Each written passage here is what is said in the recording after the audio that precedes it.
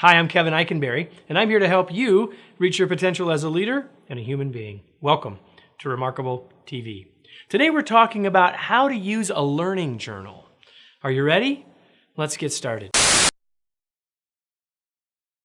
I'm a big fan of journals. I've used all kinds of journals, all shapes and sizes. I've used legal pads as journals, 8.5 by 11 pages as journals. I love journals. Now, what have I used a journal for? Well, I've used them for lots of things, and there are a lot of other things that others have used them for, but here are the things I've used a journal for. I've used a journal for gratitude, to keep track of the things I'm grateful for as a way to remind me of that. I've used a journal for ideas. In fact, I almost always have an idea journal where I can capture the new ideas for my business, for my personal life, for whatever, where I can capture goals, etc. in that kind of journal. I've been a big fan and always have used a learning journal. We're going to talk more about that later, as promised. I use a journal sometimes when I'm reading, which relates to the learning piece, but keeping a journal of things that you're reading about, or even keeping a list, as I know many people do, of the books they're reading. And many people use a journal for writing as a way to capture their own writing or to capture things related to what they want to write on a blog or whatever else. I've used a journal for all of those things. Now, if my grandmother were still alive, she'd say, Kevin, it's not a journal, it's a diary. And my grandmother, and then my grandfather after she passed, kept a diary for over 50 years of their daily events. It's a family treasure. Journal or diary, I don't care what you want to call it. I really, as I promised, want to talk very specifically today about something called a learning journal. And I want to talk about 3 ways that you can use a learning journal. And the first one is to use it for personal reflection.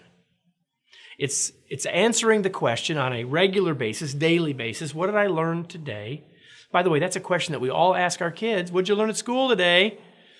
But when was the last time you asked yourself that question? What did I learn today? Well, in a learning journal, you can use it for personal reflection. Here's the things that happened today, and here's what I learned from it.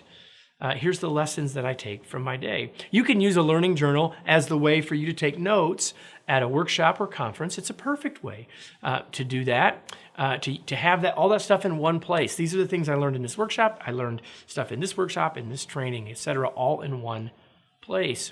Or you can use a journal as you read. Here's what I read. Here are the notes that I took, or here are the things that I highlighted. Here are some page numbers, and here's the actions that I want to take, or here are the ideas that I get from it.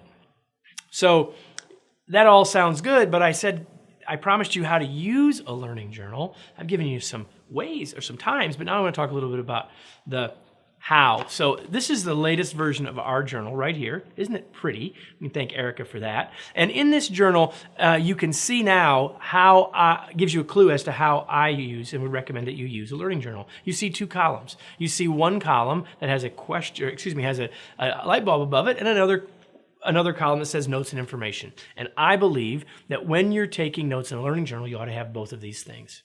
You should have a place to write down the things you're learning, the content of the workshop, the words from the book, the stuff that you're learning. That's in the wider column. What's the stuff? What's the learning? What's the content? But you need to have a process for capturing the ideas or the actions too. So in what you're seeing here, you're seeing this light bulb column. That's where I'm translating the information into the ideas. Or if I'm in a workshop, I may be taking notes on whatever's going on, and I might get an idea that's really somewhat unrelated to what's going on in the workshop, but I don't want to lose it in the notes, so I put it off to the side, even if it doesn't directly relate. This gives me a way to look at both content and process, and most of all, it gives me the fastest way to go back and look for the things that I want to take action on or do something about as a result of having been here. So I've told you about using a learning journal, and I've shown you this one. It's sort of like a tease.